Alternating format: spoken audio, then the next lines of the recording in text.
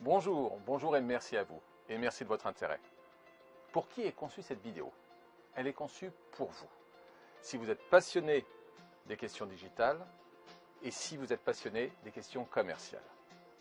Elle est conçue pour vous si vous êtes directeur général, directeur commercial, responsable de secteur, animateur d'équipe commerciale.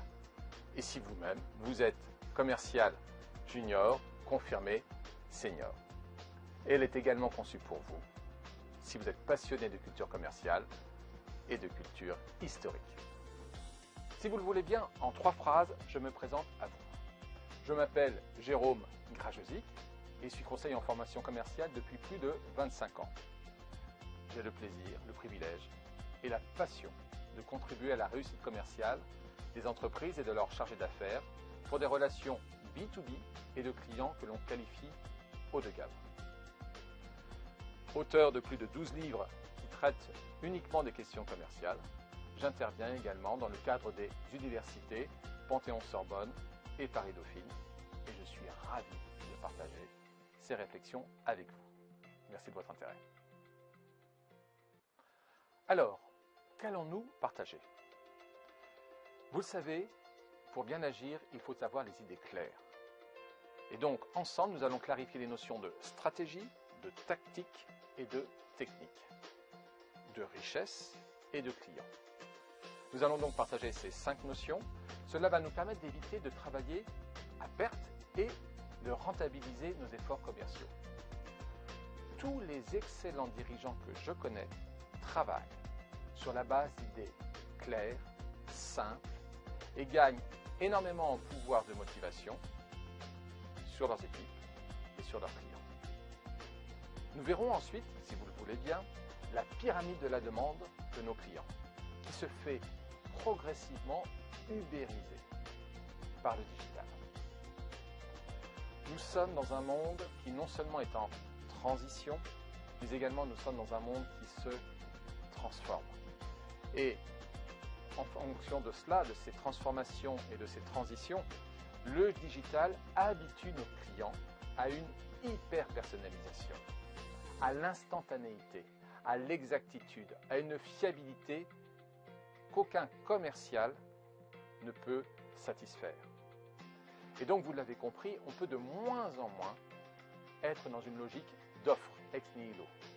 Il nous faut encore plus être dans une logique de la demande de nos clients.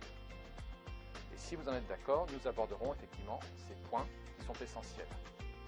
Innover en fusionnant avec les projets et les défis de nos clients. Dans une 3e partie, nous aborderons la question comment répondre à la pyramide de la demande de nos clients et adapter en conséquence nos process commerciaux. Les entreprises qui gagnent sont des entreprises, vous le savez, où tous les collaborateurs sacralisent l'information et savent avec plaisir et passion faire fructifier l'information client. Le métier de vendeur, qui consiste à ne faire que répondre aux besoins des clients, est promis à disparaître. Il faut aller au-devant. Dans une 4e partie, nous évoquerons les 14 stratégies qui s'offrent à vous. Elles prennent appui sur le livre Stratégie militaire, stratégie commerciale, même combat. Et pour conclure, nous terminerons par les notions donc de compétences commerciales qui, comme vous le savez, sont à la base de tout. Toutefois, je voudrais partager un point avec vous. Vous le savez mieux que moi, informer ne motive pas. Vous avez l'obligeance de regarder cette vidéo. Entre guillemets, je vous informe, mais que va-t-il rester de tout cela? Ce qui est véritablement producteur de richesse, c'est le dialogue. Donc, à 3 reprises, je vais vous proposer d'arrêter votre vidéo pour que vous puissiez évaluer, sélectionner, modifier, adapter les différents éléments que je vais avoir le plaisir de partager avec vous. Et d'ailleurs, si vous en êtes d'accord, je vous invite à cliquer sur le lien hypertexte qui se trouve sur cette vidéo. Vous pourrez de cette façon accéder à nos livres, accéder aux livres blancs que vous pourrez télécharger Et bien sûr, je vous invite aussi à cliquer pour vous exprimer et dire si vous aimez ou si vous n'aimez pas cette vidéo. En tout cas, quelle que soit votre décision, je suis ravi de partager tous ces éléments avec vous. Et si vous le voulez bien, commençons maintenant.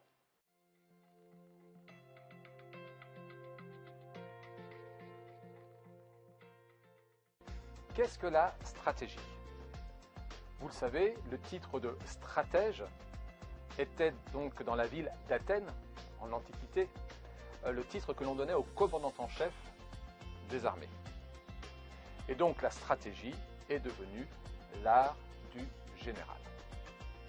En quoi consiste la stratégie? La stratégie consiste en 3 actions. D'abord, concevoir, sur la base des moyens disponibles, concevoir la manière avec laquelle on va atteindre, réaliser des objectifs, bien sûr réalisables et quelquefois audacieux. Deuxième fonction de la stratégie, sélectionner les moyens, les personnes qui vont être responsables de l'application locale de la stratégie. Et troisième point, coordonner ces moyens sur la durée prévue pour cette stratégie. Sur 3 mois, 6 mois, 1 an. Concevoir, sélectionner les personnes et les moyens, les coordonner, c'est ça l'art du général. Et en conséquence, il y a un énorme travail d'analyse préalable, notamment sur les 7 paramètres que vous connaissez par cœur, qui, quoi, où, quand, combien, comment, pourquoi. Et si l'on écoute Aristote, qui fut le précepteur d'Alexandre le Grand, comme vous le savez, tout ce que nous réussissons provient d'avoir suffisamment mûri, collecté les informations et les renseignements nécessaires pour bâtir cette stratégie. Et le stratège est une personne de mesure. Vous le savez mieux que moi, tout échec vient d'un déficit d'information. Est-ce qui se mesure? Si c'est mesurable, c'est améliorable et c'est au moins manageable. Et tout ce qui ne se mesure pas tend à se dégrader. Elle est là, la responsabilité, elle est là, la mission du stratège que vous êtes.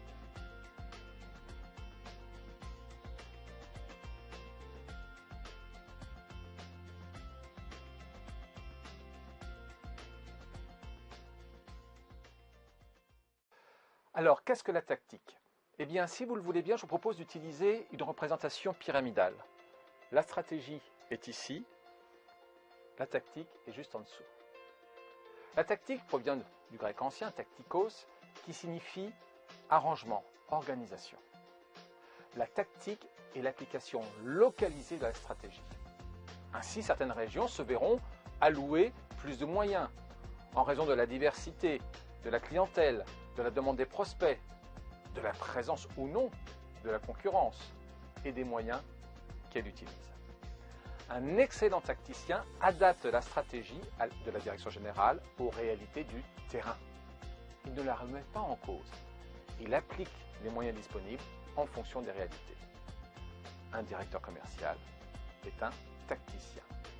Un directeur d'agence est un tacticien local. Et donc, vous le voyez, la tactique est au service de la stratégie.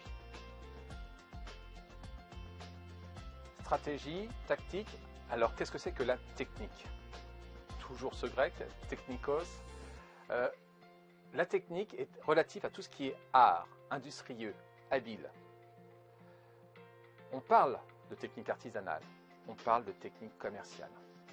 Et comme vous pouvez le voir, toujours grâce à cette représentation pyramidale, la technique est à la base de la pyramide. Un commercial, ce doit être un technicien et d'être habile pour accéder aux vrais décideurs, habile dans la gestion de ses priorités, habile pour remporter les appels d'offres. Tout repose sur l'excellence technique de vos commerciaux. Vous pouvez avoir la stratégie la plus brillante qui soit, si vos équipes n'ont pas les techniques et les compétences et la motivation, tout s'écroule. Comme le rappelle le maréchal de Saxe, ce ne sont pas les grosses armées qui gagnent les batailles, ce sont les bonnes, c'est-à-dire les plus compétentes et les plus motivées. Et tout cela prend appui sur les réalités de nos clients. D'ailleurs, vous vous rappelez de l'étymologie du mot client? Il signifie protéger. Les entreprises qui réussissent sont celles qui sont animées du niveau d'exigence de ne jamais décevoir un client.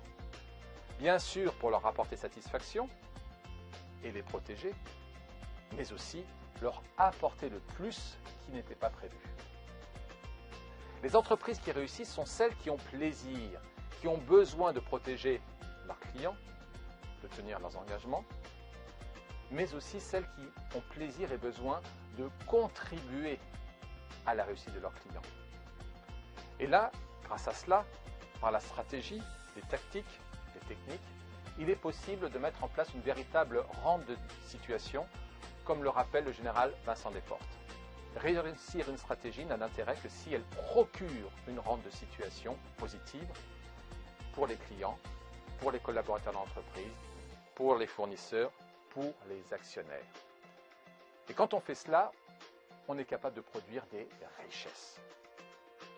Alors quand on parle de richesse, très souvent on parle bien sûr d'argent et on parle de valeur ajoutée. En vérité, il y a trois choses dans la richesse. Il y a bien sûr l'argent qui est le moyen de notre sécurité et de notre liberté matérielle. Il faut de l'argent.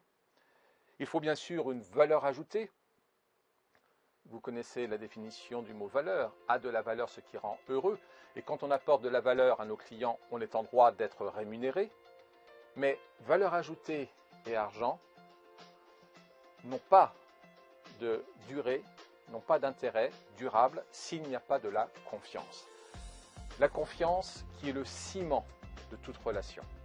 Et donc la richesse, c'est de l'argent, mais qui n'est que la conséquence de la valeur ajoutée et du capital confiance que vous avez su bâtir avec vos clients, non seulement en les protégeant, mais également en voulant les faire réussir.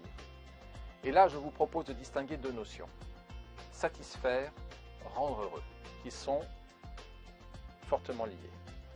On peut satisfaire des besoins, c'est-à-dire on répond à des frustrations. Le problème, c'est qu'aujourd'hui, le digital répond à ces besoins. Et on a de moins en moins besoin pour cela de vendeurs. Internet répond de mieux en mieux aux besoins. L'enjeu dans ces cas-là, pour nous, c'est de rendre heureux, c'est-à-dire de permettre à nos clients de s'épanouir, de grandir, de progresser. Le métier de vendeur est promis à disparaître, le métier de commercial a encore un bel avenir devant lui si nous prenons cette posture de contributeur de réussite. Dans le cadre des techniques, des tactiques, des stratégies qui sont conçues. Ce que je vous propose, si vous le voulez bien, c'est de m'arrêter un instant. Cliquez, arrêtez la vidéo pour pouvoir évaluer, critiquer, sélectionner, assimiler ce qui vous paraît utile. Du moins, je l'espère.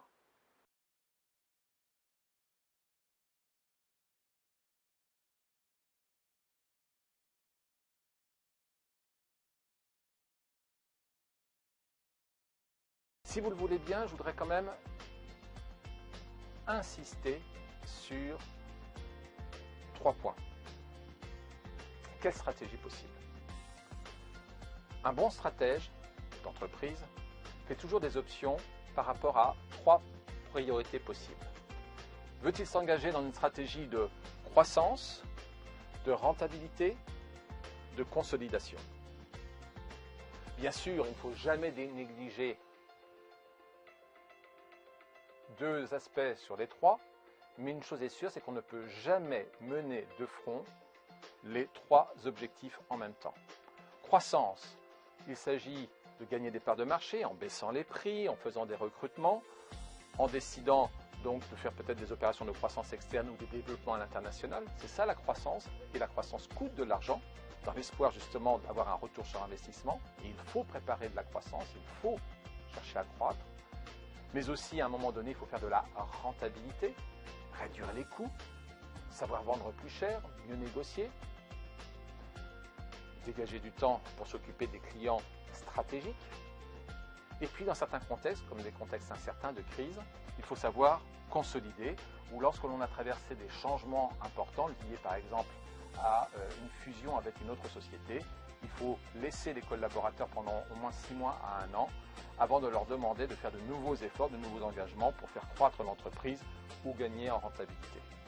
Donc le véritable stratège est en mesure d'expliquer pourquoi il décide de mettre la priorité soit sur la croissance, soit sur la rentabilité, soit sur la consolidation. Bien sûr, il est intelligent le stratège. Il va pouvoir expliquer pourquoi sur certaines parties, certains métiers de l'entreprise, géographiquement localisés, on va pouvoir demander de la rentabilité, peut-être dans d'autres succursales demander de la croissance, mais à chaque fois il faut expliquer aux commerciaux ce que l'on attend d'eux. Et ainsi, leurs techniques vont pouvoir se mettre au service de la conquête de nouveaux clients en situation de croissance, d'une intensification de la qualité de service pour donner aux clients l'envie de payer et gagner ainsi en rentabilité, défendre les marges, ou justement être encore plus disponible pour consolider des situations qui sont fragilisées par un contexte anxiogène ou justement par des concurrents qui sont redoutables.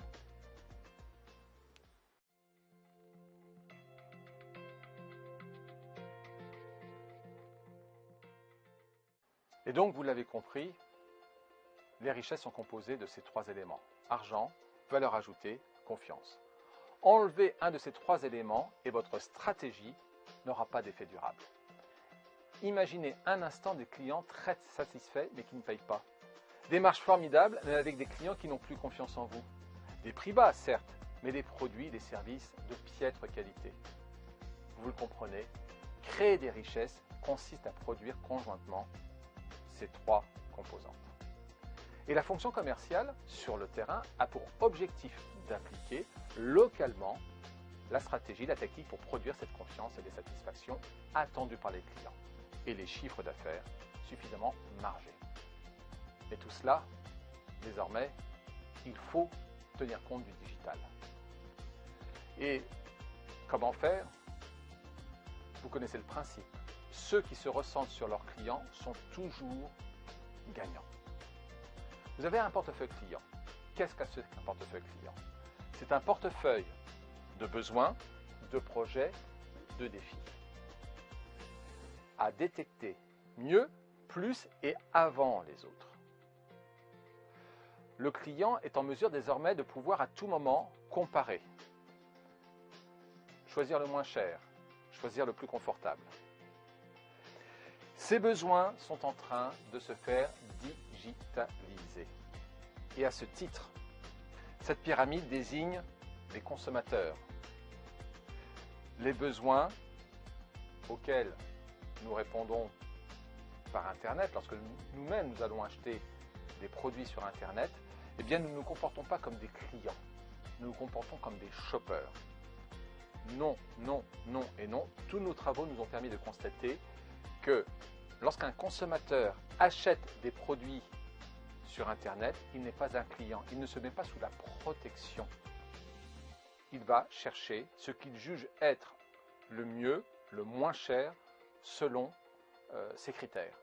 Et attention, tous les spécialistes de sites de e-commerce vous disent on a un mal fou à fidéliser nos shoppers, car eux-mêmes ne se trompent pas, ils n'ont pas de clients sur Internet, ils ont des shoppers.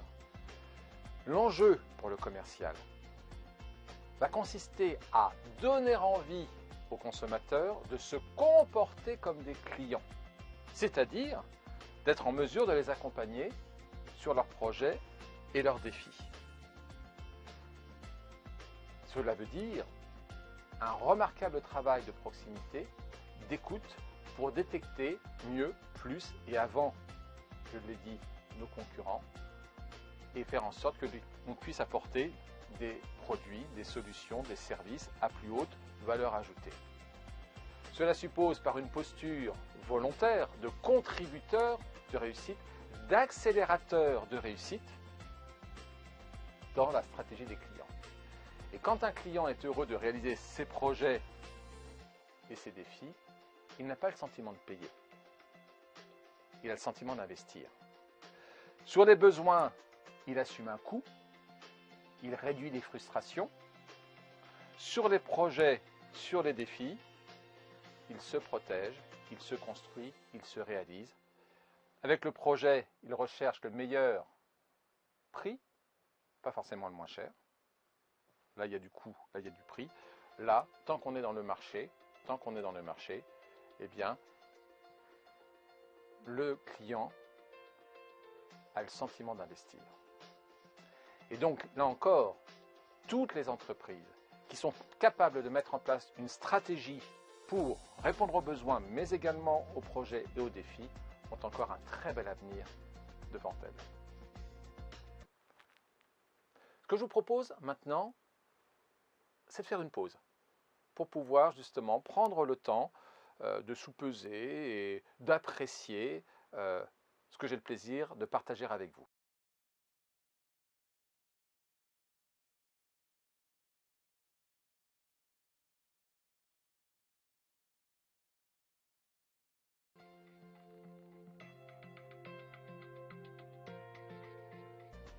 Alors, quelles sont les 3 conséquences de ce contexte qui est en mouvance permanente? Là, tout d'abord, un haut niveau d'excellence technique et éthique. Le commercial doit en permanence renforcer ses compétences, ses techniques commerciales. Deuxièmement, une passion, une volonté permanente, je l'ai dit, d'être au plus près du client. Vous connaissez cette phrase de Sun Tzu, le stratège, le général qui sera le mieux informé gagnera.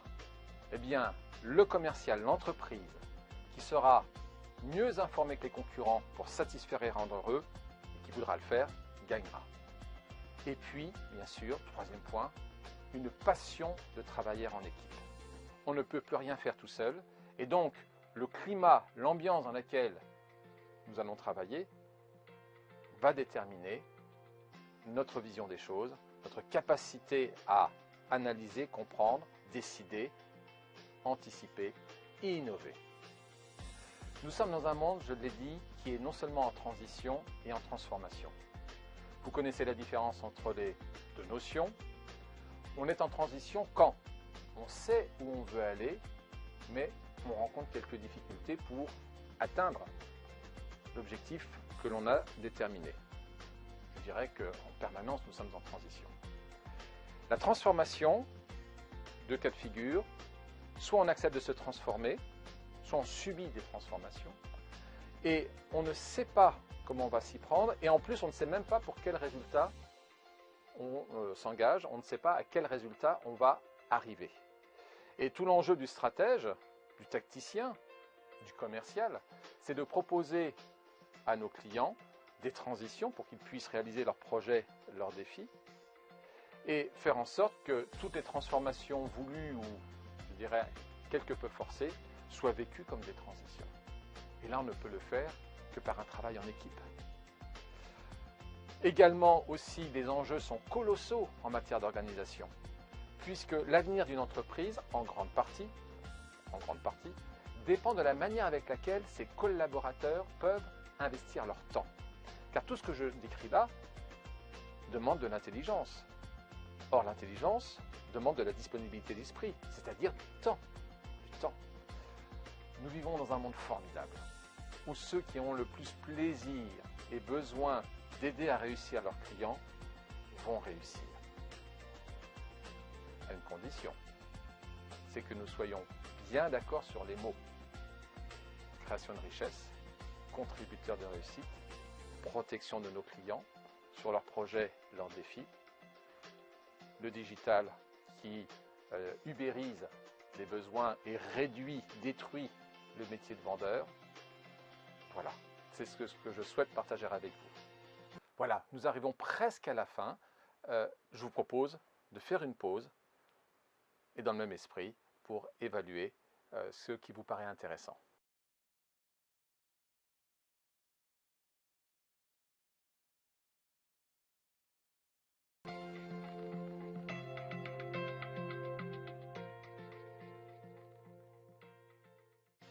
Maintenant, quelle stratégie appliquer?